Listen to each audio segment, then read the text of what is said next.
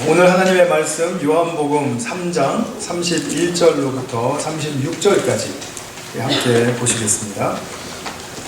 요한복음 3장 31절부터 36절까지 제가 봉독하겠습니다. 위로부터 오시는 이는 만물 위에 계시고 땅에서 난 이는 땅에 속하여 땅에 속한 것을 말하느니라. 하늘로부터 오시는 이는 만물 위에 계시나니 그가 친히 보고 들은 것을 증언하되 그의 증언을 받는 자가 없도다. 그의 증언을 받는 자는 하나님이 참되시다는 것을 인쳤느니라.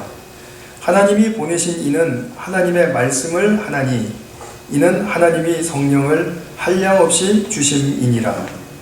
아버지께서 아들을 사랑하사 만물을 다 그의 손에 주셨으니 아들을 믿는 자에게는 영생이 있고 아들에게 순종하지 아니하는 자는 영생을 보지 못하고 도리어 하나님의 진노가 그 위에 머물러 있느니라. 아멘. 우리 요한복음 메시지를 이제 큰 걸음으로 한번 살펴보고 있습니다. 오늘 본문의 말씀 3장 31절로부터 36절까지에서는 35절과 36절의 말씀에 초점을 두고 말씀을 전하도록 하겠습니다. 아버지께서 아들을 사랑하사 만물을 다 그의 손에 주셨으니 아들을 믿는 자에게는 영생이 있고 아들에게 순종하지 아니하는 자는 영생을 보지 못하고 도리어 하나님의 진노가 그 위에 머물러 있느니라 라는 말씀에 대한 것입니다. 들어가면서 제가 로마인들이 기독교인들을 이제 핍박하던 때가 있었는데 그때 그 누미디아라는 광산에서의 일화를 잠깐 소개하려고 합니다. 핍박을 받으면서 굉장히 두려운 아주 잔인한 형벌들이 많이 있었는데 원형 경기장에서 이제 사자밥으로 이제 죽는다라든지 또는 화형대에서 불타서 죽는다라든지 하는 것도 굉장히 끔찍한 형벌이었지만 참 혹독했던 것은 곧장 죽는 것이 아니라 서서히 고통을 받으면서 죽어가는 그 광산 노역이었다고 합니다. 이 크리스찬들을 북아프리카에 있는 누미디아라는 그 광산에 이제 보내서 노역을 시켰는데 그 뜨거운 사막의 태양 아래에서 죽도록 일하고요. 사실 우리가 플로리다가 아니라 플로리다에서 이 뜨거운 야외에 나가서 10분, 15분 서 있기 힘들죠. 아마 다들 그는 절감하실 겁니다. 근데 그런 뜨거운 태양 아래에서 죽도록 일하고 하루 종일, 그리고 채찍에 맞으면은 그 상처가 나서 골마서 그것이 썩어 들어가고, 그리고 몸은 극도로 피곤한 가운데 먹을 것은 없고 한 그런 상황들은 아마 우리가 상상하기가 쉽지 않은 일일 것입니다. 이 광산이 일반인에게 공개가 되면서 작업장 동굴벽에 이제 그 벽에 새겨놓은 그 신앙의 고백의 말들이 많이 발견되었는데 여러 말들이 있지만 그 중에 가장 많이 쓰인 말이 무슨 말이냐면 그리스도와 생명, 영생이라는 단어였다는 것입니다. 과연 그들이 만난 그리스도가 누구이고 또 그들이 경험한 그 영생이 무엇이길래 이 단어들은 그 고통과 또 죽음에 임박한 순간에 이르기까지 그들에게 말하지 않으면 안 되는 중요한 고백이 되는 걸까요? 죽음 앞에 딱 서니까 갑자기 예수님이 생각이 나고 생명이 생각이 나고, 그래서 자기들이 그 죽음 앞에서 좀 위급함을 느꼈을 때 그때 생각이 나서 쓴 말일까요? 그렇지 않을 것입니다. 그들은 예수님을 만난 후부터 예수님이란 그 존재, 그리고 예수님이 우리에게 주신 그 생명의 가치를 너무나도 절감하고 정말 이것이야말로 너무나도 우리 인생에 소중한 것이고 영원한 것이다 라는 것을 알았기 때문에, 확신했기 때문에 그 기력 없는 그 상황 속에서도 사력을 다해서 동굴벽에다가 그리스도와 생명을 새겨놓는 것입니다. 요한복음에서 가장 많이 나오는 단어 중에 하나가 생명이라는 단어이죠.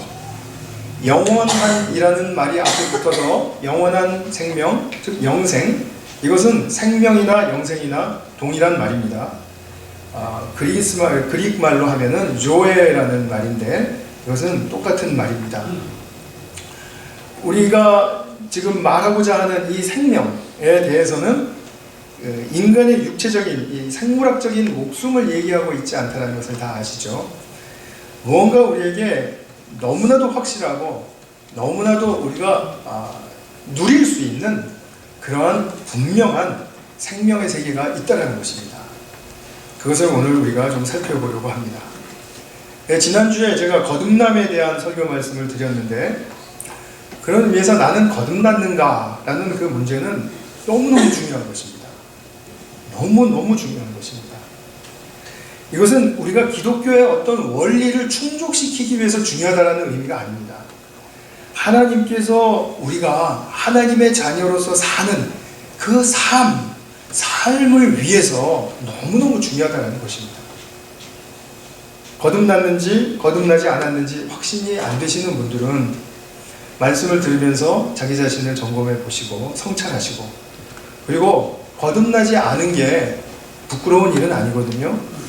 그것을 거듭나지 않았음을 알면서도 그냥 그대로 버팅기고 있는 것이 부끄러운 일이지, 내가 내 자신 거듭나지 않았는데 하나님 좀 거듭남의 증거를 주십시오, 이렇게 요청하는 것은 하나님께 축복의 기도가 되는 것입니다. 그렇기 때문에 거듭남에 대한 사실은 개인적으로 그 신앙의 하나님과의 관계 속에서 꼭 확인하시고, 그리고 정말 그 가운데 다시 한번 새롭게 내 삶이 이루어지는 역사를 경험하실 수 있기를 바랍니다.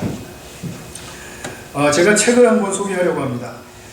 기독교 최고의 변증가라고 하면 20세기의 C.S. 루이스를 들 것입니다. 또 대표적인 무신론자 하면 뭐 여러 명 있죠. 여러 명 있는데 그 중에서 지그문드 프로이트라는 그 정신의학 박사가 있습니다. 뭐 프로이드는 많이 들어서 아시죠. 우리 뭐 심리학 배울 때 개론에도 나오고 뭐 이런 인물인데요. 원래 C.S. 루이스는 문학가입니다. 근데 이제 중간에 30살이 훌쩍 넘어서 회심을 하면서 이제 기독교 저술가로 또 많은 활동을 했죠. 그러면서 변증하는데 기독교를 이제 세상에 알리고 설명하고, 그리고 공격에 대해서 잘 대답을 해주고 하는 그런 변증이라고 하는데, 그 변증가로서 정말 크게 정말 많은 은혜를 끼쳤던 분입니다. 프로이트는 무신론자로서 굉장히 그 대단한 업적을 남긴 사람입니다. 99년도에 타임즈가 이제 1세기 100년을 돌아보면서 과연 20세기에 지대한 영향을 끼친 과학자들은 누구인가 100명을 선정을 했습니다. 그때 6번째로 지목된 사람이 바로 프로이트입니다. 아인슈타인이나 플랑크나 이런 그 정말 최고의 반열에 들어가는 과학자들과 거의 동급이라는 얘기죠. 우리는 잘 모를지 모르지만 이 사람은 엄청난 사람입니다. 근데 이 두 사람의 그 사상과 또 그 사람들의 삶, 그리고 주장을 이렇게 대비해서 쓴 책이 있는데, 니콜라이라는 사람이 쓴 루이스 대 프로이트라는 책입니다. 영어 제목으로는 The Question of God 이렇게 되어 있습니다. 우리 교회 출신인 그 홍승기 목사님이 이 책을 번역을 하셨는데 정말 잘하셨어요. 술술 읽히고요. 너무 재밌습니다. 근데 이제 한 챕터에서 인간의 그 사랑에 대해서 이 두 사람이 어떤 대조되는 생각과 주장을 했는가를 이제 밝히는 그런 내용이 있는데, 거기에 대해서 이 프로이트는 정신의학자니까 이제 인간의 사랑이라는 것에 대해서 굉장한 관심을 가지고 연구를 많이 했거든요. 근데 자기가 그토록 큰 연구 업적을, 사랑에 대한 연구 업적을 남기고 나서도, 그리고 또 인정도 받았고, 또 어떤 부분에 있어서는 성욕을 너무 중심에 두었기 때문에 좀 많은 사람들로부터 이 반대와 또 이 대항도 많이 받았습니다. 근데 이 사랑을 이토록 연구를 많이 한 프로이트가 정말 나는 이해가 안 되는 대목이 있다 라고 말했습니다. 그 대목은 무엇이었냐면 예수님의 말씀이에요. 내 이웃을 내 몸과 같이 사랑하라 라는 말은 정말 자기가 여태까지 이렇게 밝혀낸 사랑의 이론과는 맞지도 않을 뿐만 아니라 이거는 말이 안 된다 라고 이렇게 주장을 했습니다. 그래서 그는 이렇게 얘기했습니다. 만일 네 이웃이 너를 내 이웃이 너를 사랑하듯이 내 이웃을 사랑하라 이렇게 말한다면 그건 말이 된다. 지금 이해되셨습니까? 네. 내 이웃이 나를 사랑하는 것만큼 내 이웃을 사랑하라. 그러면 그건 말이 된다. 그리고 이 말은, 예수님의 말씀은 인간의 근원적인 본성을 이처럼 거스리는 것이 없다. 이렇게 이제 주장을 했습니다. 한편 C.S. 루이스도 예수님의 이 계명의 말씀은 인간의 근원적인 본성을 거스른다는 점에서 동의합니다. 그런데 루이스에게는 바로 이것 때문에, 바로 이 계명을 순복하고 지킬 수 있기 위해서는 우리에게 새로운 성품이 필요하다 이렇게 말했습니다. 즉 말하자면 영적으로 거듭나야 될 필요가 있다는 것이죠. 다시 태어나야 하고, 그래서 루이스의 표현에 의하면 인간은 개조되어야 된다. 개조되어야 된다고 했습니다. 여러분 개조되셨습니까? 네. 또 웃으시죠? 네, 좋습니다. 지난 주일에 제가 거듭남의 결과가 있다라고 말씀드렸습니다. 거듭남의 결과에 대해서는 두 가지를 말씀드렸죠. 한 가지는 진정한 사랑의 영성이 길러지는 것이다. 이 영성이 굉장히 많이 디파인되고 정의가 되고, 그리고 다양한 그런 내용들이 있기 때문에 우리는 거기에 자꾸 넘어갈 것이 아니라 진정한 사랑의 영성이 길러져야 한다. 그리고 그 사랑의 바탕 위에 두 사람 이상의 참된 공동체가 이루어지는 것이 바로 기독교 공동체의 의미이다. 이렇게 말씀을 드렸습니다. 근데 희대의 엘리트, 이 프로이트 같은 사람도 성경에서 말하는 사랑을 이해하지 못하고 그냥 버릴 수밖에 없었다라는 그 상황이 그런데 이해가 되십니까? 이게 도대체 무슨 말입니까? 거듭나지 않으면 사랑의 차원이 있다라는 것, 그것이 내게 열린다라는 것, 그것이 내게 가능하다라는 것을 절대로 알 수가 없다라는 것입니다. 놀랍습니다. 그런 사랑에 대한 학식과 이론을 가지고 있는 사람이 어떻게 내 이웃을 내 몸과 같이 사랑하라는 말, 그 말에 이해는 안 갈 뿐만 아니라 관심조차도 갖지 못하게 되었는가에 대해서 정말 놀람이 있는 것입니다. 그래서 프로이트는 이렇게 말했다고 해요.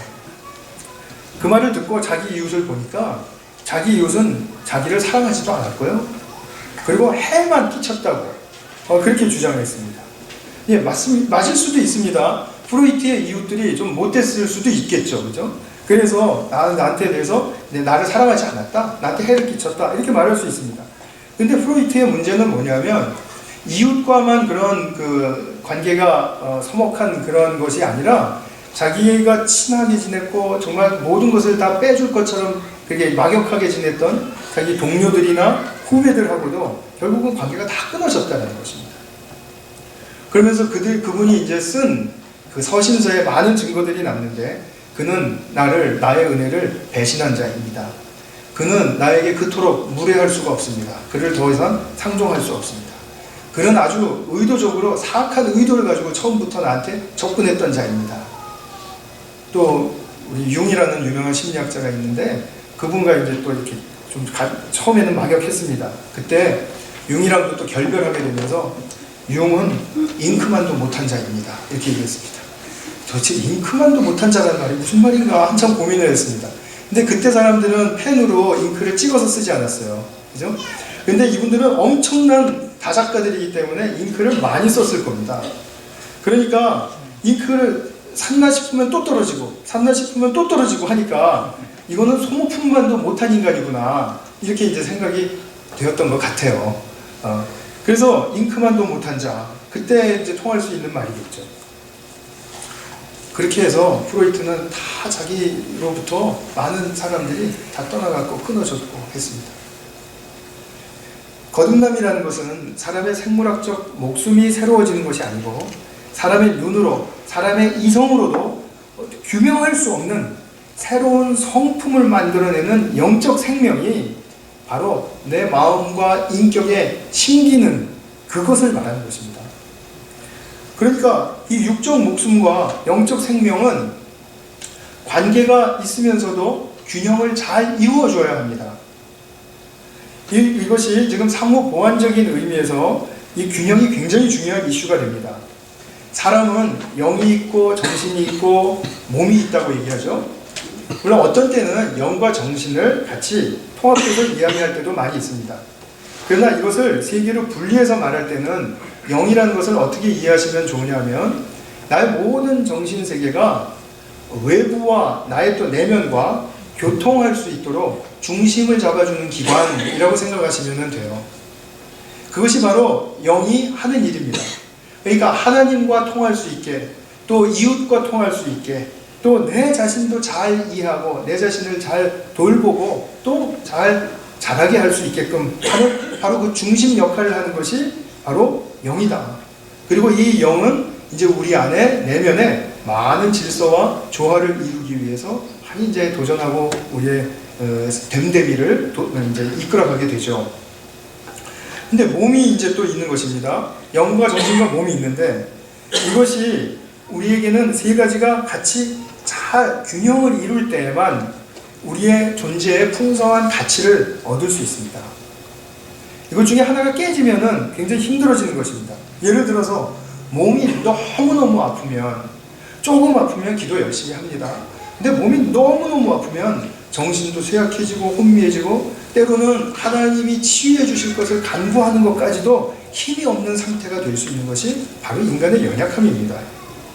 그래서 우리가 몸이 어느 정도 적절하게 건강해야 정신적인, 영적인 생활이 힘을 얻게 되는 것이죠. 또 그런데 반대로 너무 또 우리가 몸에 집착을 하게 되면, 그리고 거기 또 몰두하게 되면 영적인 삶과 정신세계의 균형을 당연히 잃게 되는 것이죠. 몸뿐만이 아니라 우리의 육체의 조건을 강화시키려고 계속해서 편한 것만 찾는다라든지 또는 좋은 것만 찾는다라든지 또는 희귀한 것만 중요하게 생각해서 내 몸을 강화시키고 치장을 하기 시작하면 그 사람은 분명히 영적인 부유함을 빼앗기게 됩니다. 영적인 것에 관심이 없어질 수도 있습니다. 그렇기 때문에 이것은 굉장히 우리에게 해악을 끼치는 결과가 되는 거죠. 영생을 누리지 못한다는 것은 인간에게는 비극이니까요. 요한복음 12장 25절의 말씀을 보면 자기 생명, 여기서는 목숨이라고 바꾸시면 됩니다. 생물학적인 목숨 또는 육체의 조건이라고 말하셔도 됩니다. 자기 육체의 조건을 사랑하는 자는 그것을 잃어버릴 것이요.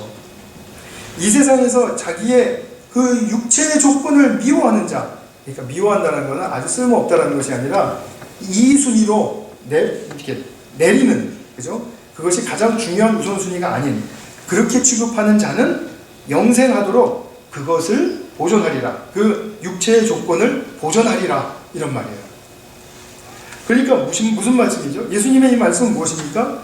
우리의 목숨을 강화하기 위해서, 육체의 조건들을 강화하기 위해서 우리의 삶의 목적이 있는 것이 아니고 영생을 담을 그릇으로서 목숨을 보존해가는 차원을 잘 지켜가야 한다라는 뜻이죠. 목숨을 함부로 여기자라는 것이 아닙니다. 그냥 죽어도 돼, 난 지금 천국 갈 거니까. 아니면 어디 가서 그냥 순교나 할까? 순교가 누구는 지금 애인 이름인 것처럼 그렇게 말하면 안 된다는 거죠. 정확하게 말하면 순교하는 입장에서도 자기 육체의 조건을 위해서 순교하는 사람도 있을 수 있습니다. 다 그렇다는 말 아닙니다.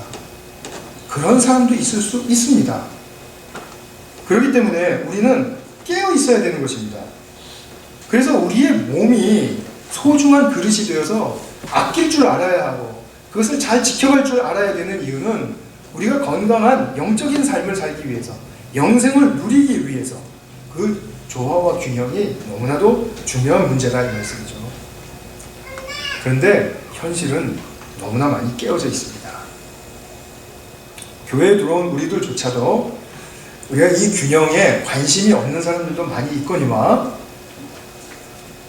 이것에 대한 소중함을 그렇게 잘 모르시는 것 같이 보이는 분들도 있을 수 있어요. 이것이 문제입니다. 그렇기 때문에 항상 자기가 믿고 구하는 그런 신앙에 국한된 대상에만 치우쳐 있으니까 그것이 하나님의 전부다인 줄 알고 하나님 세계의 전부다인 줄 알게 되는, 그러면서 계속해서 그 하나님을 오해한 상태가 계속해서 되풀이되어서 아주 좀 피곤하게 오래 가게 되는 그런 양상들이 참 많이 있습니다. 이것은 우리가 깨어나서 정말 자기 자신부터 정말 성찰하고 정말 일으켜내야 돼. 그런 일입니다. 여기서 이제 제가 이제 두 번째 주제로 좀 넘어가고 싶은 부분은 이제 만유를 통한 영생의 의미가 무엇인가 하는 것입니다. 자, 오늘 본문에 보면 만물이라는 단어가 몇 번 반복되어 있는데 하나님은 만물을 다 예수님 손에 주셨다고 말씀합니다. 말하자면 예수님은 만유를 받으신 상속자이다 라는 뜻이죠. 그 상속을 받으면 어떻게 되죠? 만물의 당신이 주인이 되신다라는 뜻입니다. 자, 우리 사회에서도 상속을 받았습니다. 상속을 받으면 그 상속에 대해서 내가 소유권이 있고 사용할 수 있는 권리가 있는 것을 말하죠. 그러니까 소유와 사용 권리가 내게 있는 것을 상속받았다라고 말하지 않습니까? 그러면 나의 상속은 그것이 뭐 돈이든 뭐든지 간에 어쨌든지 간에 그것을 어떻게 사용하느냐에 따라서 그 가치가 결정이 됩니다. 예를 들어서 똑같이 부모에게 유산을 받았는데 한 형제는 뭐 쾌락과 뭐 자기의 모든 그 이기적인 것을 위해서 그냥 다 써버렸습니다. 유흥에 다 써버렸어요. 그렇게 되면은 그 상속의 가치는 그냥 유흥에 써버리는 정도의 가치이죠. 그러나 자기의 상속을 받은 어떤 형제는 뜻깊은 곳에 사용하고 또 좋은 곳에 투자를 하고 그래서 다른 사람들에게 유익이 갈 수 있도록 그렇게 사용을 했다면 그 상속의 가치는 이제 굉장히 차이가 큰 것이지 않습니까?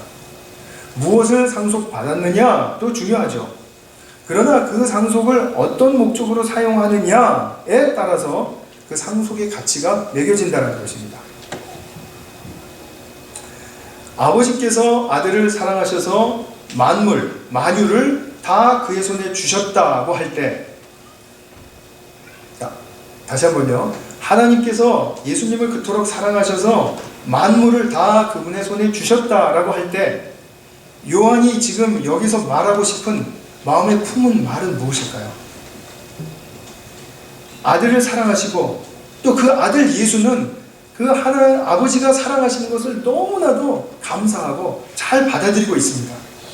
그래서 그 사랑의 관계가 충만했는데 하나님께서 만물의 권리를 다 예수님께로 넘겨주셨습니다. 예수님께로 주시니까 예수님은 어떤 생각이 들었을까요? 이것을 이제 내 목적으로 사용해 보겠다라고 생각이 드셨을까요? 아니죠. 그것이 아니라 사랑하셔서 주신 것이니까 이건 사랑의 선물이다. 그러니까 나는 이 선물, 만물을 통해서 하나님의 사랑이 드러나는데 목적을 두고 이것을 사용하겠다 라는 마음이 당연히 드시지 않겠어요? 그죠? 그러니까 만유라는 것은, 만물이라는 것은 지금 우주에 보이는 것도 포함하고 보이지 않는 것도 포함합니다. 이런 모든 것들은 예수님의 상속으로 선물로서 주어졌을 때 하나님의 사랑과 하나님의 선하심을 드러내는 목적으로 사용하기 때문에, 예수님께서 그렇게 사용하기 때문에 예수님 안에 있는 어떤 무엇도 거기에 가치가 매겨지는데 그 가치는 하나님의 신적 사랑이라는 가치가 붙게 됩니다. 예수님 안에 있는 어떤 것도 프라이스 태그를 우리가 찾아서 본다면 그 프라이스 태그에는 하나님의 신적 사랑이라고 붙여져 있다는 거죠. 나무도 자연도 이 우주도 그리고 또 우리가 하찮게 여기는 그 어떤 동물도 곤충도 전부 다 하나님의 사랑의 가치를 담은 태그를 붙이고 있다는 것입니다. 근데 예수님께서 만물의 주인이심을 이렇게 강조하는 이유는 우리가 창세기에서 그 배경을 찾으셔야 합니다. 창세기 3장에 보면 인간의 모든 문제는 창세기 3장으로 돌아가서 보시면 거의 틀림없다고 말씀을 드리고 있죠. 창세기 3장에 보면 아담과 하와가 뱀의 말을 듣고 하나님 먹지 말라는 열매를 딱 먹은 그 행동의 의미는 무엇입니까? 진짜 그 의미는 무엇일까요? 아담과 하와는 지으심을 받았을 때 이 세상을 정복하고 다스리고 섬기라는 그 권리를 부여받았습니다. 말하자면 하나님의 부왕으로서 이 세계를 다 관리하고 그리고 섬겨야 하는 그런 청지기로서의 권리를 가졌다는 말이죠. 그런데 하나님 말씀을 듣지 않고 뱀의 말을 듣고 뱀의 말에 따라서 행동했다는 것은 지금 자기가 이 세상에 대해서 가졌던 그 권리, 숭고한 권리를 하나님께 허락받지 않고 그냥 불법으로 사탄에게 넘겨준 것을 의미해요. 이해가 되시나요? 그렇기 때문에 사단이 그 권리를 장악하는 순간 인간은 세상을 어떻게 섬기고 관리하는지도 모르는 그런 권리를 잃은 자가 되어버렸다는 것입니다. 그러고선 방황하는 거예요. 그러고선 자연과 싸우려고 하고, 그리고 대항하고, 그리고 자연을 다 훼손하고 하면서도 전혀 그것이 인간의 원래 권리에 해당했던 것들을 깨버리고 있는 그런 행실이라는 것을 눈치채지도 못하고 있는 그런 결과들이 양상들이 많이 나타나고 있지 않았습니까? 한편 이 권리를 불법적으로 받은 사탄은 어떻게 이 세상을 속이기 시작했죠? 이 세상을 모두 다 사람이 많이 가지면 좋다, 더 좋은 것을 가지면 좋다, 또 빨리 하면 좋다, 이런 등등의 속임수로 인해서 다 그것으로 말미암아 랭킹을 매기는 것으로 이 세상의 모든 것에 프라이스 태그의 가치를 매겨놔 버렸습니다. 그래서 사탄이 붙여놓은 프라이스 태그를 보면은 숫자가 있어요. 숫자는 많을수록 좋은 겁니다. 그래서 사람들이 다 속습니다. 아, 이건 좋은 거구나. 아, 이거는 프라이스가 낮네? 이건 나쁜 거구나. 이렇게 하는 것입니다. 심지어는 요새 다 너무나 일반적으로 통용되고 있는 얘기니까요. 대학도 랭킹에 목매달고 승부를 걸고 있습니다. UF에 관련된 분들 많고, 저도 사실은 간접적으로 관련된 사람이니까 그냥 이해하고 들으세요. 총장이 바뀌고 나면은 랭킹을 올리겠다라는 게 목표예요. 그래서 얼마 전에 30이 됐다고 그러죠. 30이면은 또 대단한 거라고 또 이제 좋아하고들 이럽니다. 물론 좋죠. 좋은데 거기에 목매달고 있는 그 현실은 비참한 것입니다. 항상 우리는 그 사람이 잡을 잡았다 그러면은 그 사람이 어떠한 동기부여로 그 잡을 잡았고, 또 그 잡을 통해서 어떠한 자신의 목표와 어떠한 자신의 태도를 구축하면서 어떻게 성숙한 인간이 되려고 그 잡에서 일을 하려고 하는가에 대한 관심은 없고, 연봉이 얼만데? 이겁니다. 그리고 더 이상 알고 싶은 게 없습니다. 그 사람이 그걸에서 무엇을 이루고 싶고, 어떠한 선한 영향력을 끼치고 싶고, 그 사람이 가지고 있는 선한 의도를 알고자 하지를 않아요. 제가 저도 흥분하게 돼서 죄송합니다. 제가 설교 준비를 하면서 이때로 오늘은 제가 마음을 가다듬고 설교하겠다고 그토록 마음을 먹었는데 제가 좀 차분히 하겠습니다. 연봉이 그 사람의 가치예요. 그러니까 무슨 말입니까? 신성한 사람의 노동에 가치가 매겨졌다는 뜻입니다. 자본주의 사회에서는 자꾸 변질되다 보니까 이제는 값비싼 노동이 생겼고 값싼 노동이 생겼습니다. 아니, 어떻게 사람의 노동에다가 가치를 매길 수가 있습니까? 값을 매길 수가 있습니까? CEO는 그토록 가치 있는 일을 하니까 가치를 많이 매깁니까? 그렇게 생각들 하죠. 그 사람 때에 따라서 수익이 왔다 갔다 한다. 그것은 우리가 인간의 세계에서 게임하는 놀이이고요. 놀이. 말이 안 되죠. 아파트에서 수의경비를 보는 사람의 노동은 그러면 천한 것입니까? 왜 우리가 이런 것에 이렇게 자꾸 휘말려서 살아야 하고, 크리스찬이 되어서도 그런 것들에 이렇게 빠져가지고 헤어나오지를 못하고 살아야 하는지. 아니, 저는 다르다고 얘기하는 거 아닙니다. 저도 똑같은 놈입니다. 근데 정말 하나님께서는 이 상황을 이제는 두고두고 보실 수가 없는 거죠. 그래서 일찍이 로마의 권세니 헬라의 권세니 이런 제국주의가 막 판을 치고 있을 때 그 제국들의 그 힘의 논리에 넘어가지 말라고 예수님을 보내주신 겁니다. 힘이 세는 자가 이기는 자다라는 그 논리, 제국의 논리를 파하시려고 예수님을 보내주신 거라는 말이죠. 그러니까 우리가 예수님이 오셔서 하시는 일은 뭐냐면, 제일 먼저 하시는 일은 그 힘의 논리와 그 가격의 노름을 주장하는 사탄의 권세를 쫓아내시는 거예요. 쫓아내시는 거예요.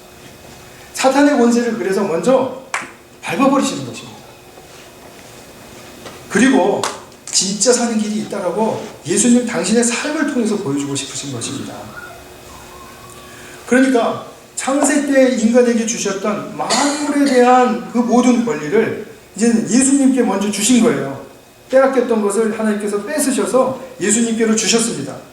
그리고 예수를 믿는 성도가 생기면은 예수님 안에서 만나는 나의 모든 만물의 부분들, 그 영역들, 그것을 예수와 함께 공동으로 상속받는 공동 상속자로 우리를 불러주시고 지목하시는 것입니다. 그것이 로마서 8장 17절의 말씀입니다. 만일 자녀이면 후사, 곧 하나님의 후사요 그리스도와 함께한 상속자니, 후사라는 말은 상속자라는 뜻입니다. 상속자니, 그런 말입니다. 다시 정리하면 이 세상에 세상 만유를 상속받으신 예수님은 하나님이 사랑하셔서 또 그 사랑을 너무나 충만하게 받고 누리면서 온전히 사셨던 그런 분이기 때문에 그것을 상속으로 받으셨고, 이제는 그 상속을 사랑의 목적을 향해서, 목적을 위해서 사용하시는 예수님의 그 삶과 죽으심과 부활 후에도 지금도 사역하시는 천상의 사역을 통해서 우리에게 이 만물의 의미는 사랑을 드러내는 데 있다 라고 가르쳐주고 싶으신 것이죠. 그러면 우리가 예수님 안에서 보는 모든 것의 프라이스 태그를 들춰보면 뭐라고 나와 있어야 되죠?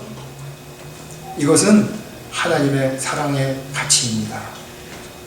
아가페 신적 사랑의 가치라고 쓰여있는 모든 태그를 우리는 만나게 되는 것이죠. 거기에 숫자 없습니다. 거기에 랭킹 없습니다. 많은 것이 좋은 것이라는 그런 논리 성립되지 않습니다. 빨리 하는 것이 잘하는 것이라고 그것이 설득되지 않습니다. 우리가 예수를 믿는다라는 의미, 만물의 주인이 되시는 예수님을 믿는다라는 의미는 바로 여기서 찾을 수 있는 것이죠. 내가 예수를 믿으면 그분이 만유 중에서 내게 허락하신 나의 모든 소유와 나의 모든 사람들과 모든 관계에는 이미 하나님의 사랑이라는 가치가 매겨져 있다는 것이죠. 물론 겉을 보면 그렇지 않아요. 하도 막 살아와가지고, 그래서 먼지가 너무 많이 묻어져 있고, 그리고 이리저리 부딪혔기 때문에 훼손되어 있고, 그리고 참 어려워요. 이것이 과연 진짜 사랑이냐 알기 힘듭니다. 그러나 그 안을 볼 줄 아는 거듭난 영혼의 눈이 있으면 이것을 보기 시작한다는 것입니다. 자, 이제는 자다가 깨어야 할 시간이니 지금 이 중요한 순간에 조시면 안 됩니다. 우리가 그 진술을 보는 눈을 내가 갖고자 해서 가진 건 아닙니다. 하나님의 사랑을 만나고 나니까 가지게 된 것입니다. 그런데 우리는 시간이 지나갈수록 계속해서 내게 쌓이는 관점과 또 내가 말하고 싶은 내용은 뭐냐면 잘못된 것들 뿐이에요. 그것으로 논리적으로 또 잘 또 펼쳐요. 우리는 머리가 좋잖아요. 말도 잘하고. 그러니까 이것이 비극이라는 얘기죠. 나의 모든 소유와 사람과 관계의 가치는 다시 재정립 이미 되어 있습니다. 사랑받을 만한 짓을 하면은 그것이 사랑의 가치를 갖는 거겠지가 아니고, 이미 내가 예수 안에서 사랑받는 그 거듭난 영혼의 눈을 가지고 있으면은 그 사람이 예수를 믿든지 믿지 않든지 간에 그 사람의 프라이스 태그에는 하나님의 사랑의 가치가 벌써 이미 매겨져 있다는 얘기입니다. 이것을 볼 줄 아는 사람이어야 크리스찬으로서의 정상적인 삶을 영위해 갈 수 있습니다. 제가 믿기로는 분명히 그렇습니다. 미켈란젤로는 조각에 사용할 큰 돌을 이제 선물을 받았습니다. 그리고 나서 봤다 그러죠. 뭘 봤냐면 장차 조각될 다윗의 상, 그 걸작이라고 정말 너무나도 높이 평가받고 있는 그 다비드상이라는 거 있지 않았습니까? 다윗이 뻘거벗고 있는 거예요. 그것을 돌을 보고 다윗의 상을 먼저 봤다는 거잖아요. 그러니까 그것은 돌의 가치가 아니라 다윗이라는 위대한 인물, 그리고 그 인물이 누렸던 하나님의 사랑, 이것이 활짝 드러나게 하는 그 이미지를 이미 거친 돌을 보고 본 것이죠. 그래서 조각을 하면서 아이에게 그랬다고 하죠. 나는 지금 천사를 깨우고 있다고. 그리고 잠자는 천사를, 이 속에 잠자고 있는 내가 천사를 깨우고 있어. 이렇게 얘기했다는 거죠. 돌이 아니라 다윗의 가치로 보였던 것입니다. 멀리 있는 돌이 아니라 자기에게 주어진 돌을 보고 그 가치를 믿었다는 것입니다. 우리에게도 그렇습니다. 우리가 속해 있는 사회나 직장이나 교회나 가정이나 어떤 가치를 발견하십니까? 이 가치가 진정으로 하나님의 사랑의 가치라는 것 때문에 내가 그 대상에 대해서 어미로움을 인정하고, 그리고 그 앞에 내가 숙연해질 수 있는 그런 자세가, 또 그런 마음이 우리에게 있을까요? 사회가 뭔가 좀 잘못한다면 사회를 완전히 쓰레기장으로 취급해버리는 것이 우리의 정말 막판 그 행동 아닙니까? 아닙니다. 사회는 하나님이 지어주신 것이기 때문에 그 이미 우리 거듭난 영혼들을 보면 거기는 하나님의 사랑의 장으로서의 포텐셜이 있는 것입니다. 그것을 우리가 이제 나가서 전문가로서 또는 뭐 일꾼으로서 직장인으로서 학업에 이제 애쓰는 우리 학생들로서 그것을 일으켜내야 되는 거죠. 그것을 보이게 내버려야 돼요. 나도 이렇게 애써야 되는 것이죠. 근데 그것을 그냥 봐서는 알 수가 없다는 거죠. 세상적인 가치관에 그 아까 숫자가 달린 그 태그의 그 관념으로는 절대로 그것이 보일 수가 없다는 거죠. 그러나 예수님이 그것에 매겨놓으신 가치는 무한대, 사랑의 가치, 영생의 가치라는 말씀입니다. 하늘의 가치를 지니고 있다는 뜻입니다. 이 세상 만물은 하나님이 지으신 것이 하나도 없기 때문에, 안 지으신 것이 없기 때문에 모든 것이 다 하나님의 하늘의 가치를 지니고 있습니다. 학업을 하는 학생이 난 이거라도 해서 먹고 살아야 되니까 공부 열심히 해야 돼 이렇게 만들면 그러면 먹고 사는 가치밖에 안 됩니다. 이 공부를 하는 것이 연봉 이상의 가치를 부여한다. 보이지 않는 차원에서의 가치를 부여한다. 이것 때문에 돈의 액수에 흔들리지 않고 자기가 진실되게 양심을 가지고 그 직장을 선택하고 거기서 열심히 일할 수 있다면 그 사람의 학업은 너무나도 성공적인 학업인 것이죠. 사람을 볼 때도 그 사람이 얼마나 일을 잘하느냐에 가치를 두고 본다면 그를 일하는 일꾼으로밖에, 기능꾼으로밖에는 가치를 부여하지 못하는 것입니다.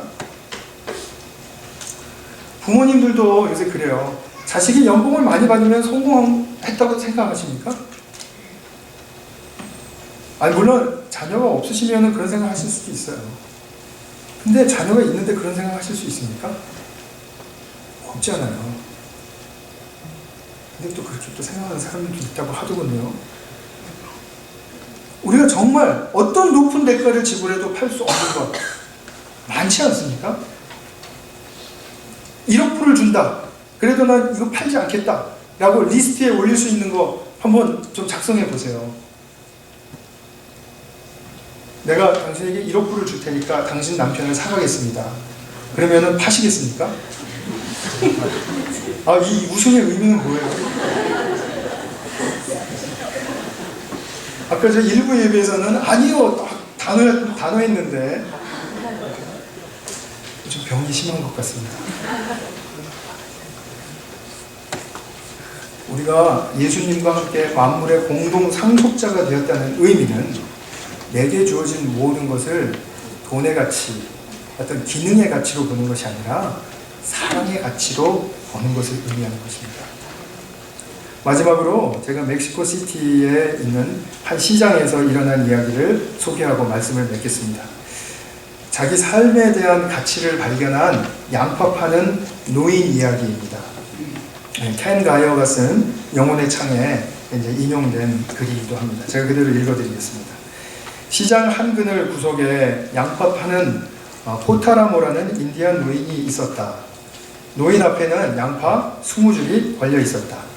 시카고에서 온 미국인이 물었다. 이건 자본주의의 표상을 이야기하는 것 같습니다. 양파 한 줄에 얼마입니까? 10센트요. 두 줄에는 얼마입니까? 20센트요. 세 줄에는 얼마입니까? 30센트요. 아니, 하나도 안 깎아주시네요. 25센트에 세 줄 주시겠습니까? 노인의 대답은 단호합니다. 아니요. 그럼 제가 20줄 다 사면 얼마입니까? 그랬더니 노인이 20줄을 전부 다 팔 수 없어. 왜 못 판다는 겁니까? 양파 팔러 나오신 건 아닙니까? 그러자 노인이 말했다. 나는 지금 인생을 살러 여기 나와 있는 거예요. 나는 이 시장을 사랑한다고. 북적대는 사람들을 사랑하고 햇빛을 사랑하고 흔들리는 종려나무를 사랑한다고. 페드로와 루이스가 다가와 인사를 건네고 자기 아이들과 농작물에 대한 이야기를 듣는 것을 나는 사랑한다고. 친구들 보는 것을 사랑한다고. 그것이 내 삶이요. 바로 그걸 위해 하루 종일 여기 앉아서 양파 20줄을 파는 거예요. 한 사람한테 몽땅 팔면 내 하루는 그걸로 끝이요. 사랑하는 내 삶을 잃어버리는 것이요. 그렇게는 할 수 없다고. 이렇게 말했습니다. 한편으로는 이해가 되시면서도 한편으로는 이런 생각 드실 수 있을 것 같아요. 양파 20줄 한 번에 다 팔아버리고 그냥 거기 편하게 앉아서 자기가 사랑하는 일 하면 되지 않냐.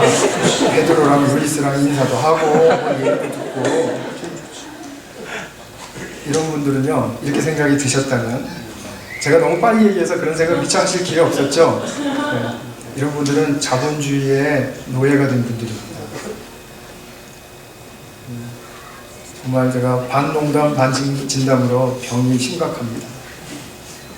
그렇게 한다면 이 양파 파는 일의 가치를 격화시킨다는 것을 모르는 거예요.